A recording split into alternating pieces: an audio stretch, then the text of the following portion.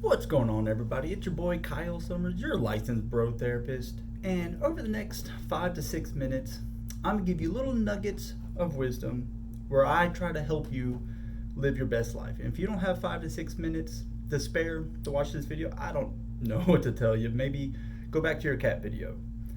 This video is going to be about Andrew Luck and his retirement from the NFL at the right prime age of 29. How in the freaking world could he do it? Good freaking job, Andrew. Now, full disclosure, I am a Houston Texans fan, and while my opinion is biased in that respect because I want the Texans to win too, as a mental health licensed professional, bravo, Mr. Luck.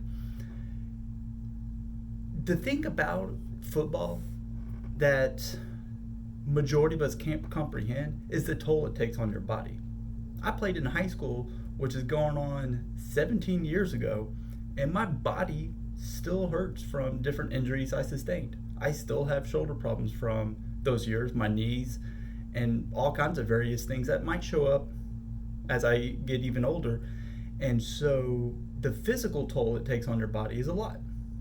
The mental toll, okay. So just competition in sport is super healthy for young people, and even as adults, having a competitive edge can help you continue to drive forward. Having millions of people rely on you for their emotional well-being, that's too much. It is too much.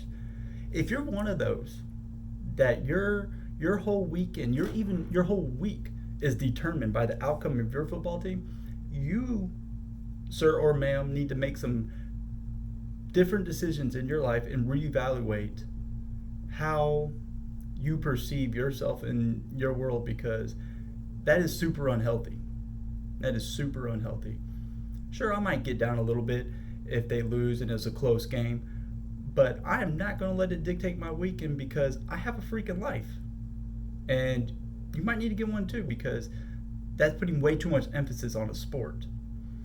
The thing about it is, nobody really knows what he was going through in his mind.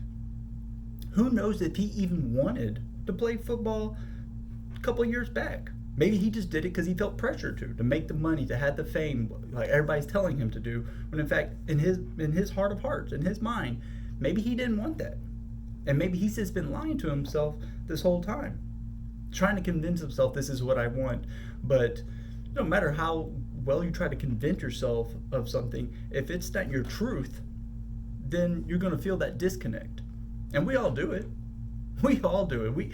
We all convince ourselves to do one thing or another, some of us with really big parts of our lives, and we feel depressed and anxious as a result.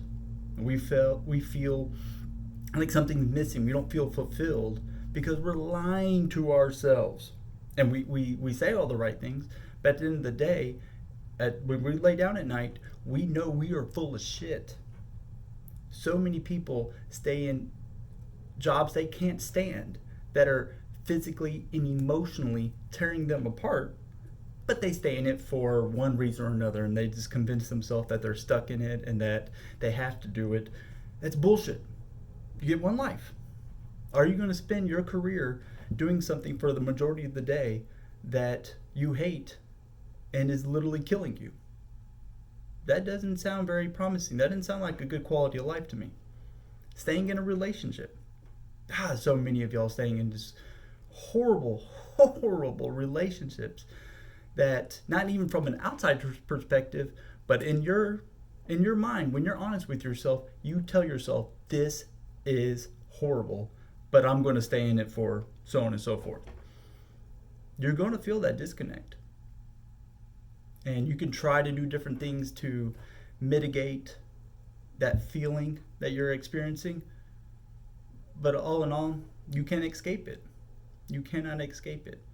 And so for someone to make that tough a decision when he's got millions of dollars and fame and glory and Super Bowl potential and all these different things, and say, I'm going to put my mental health and my physical health first, freaking bravo, man. That is a beautiful thing, because you don't have to continue doing something that you don't want to do.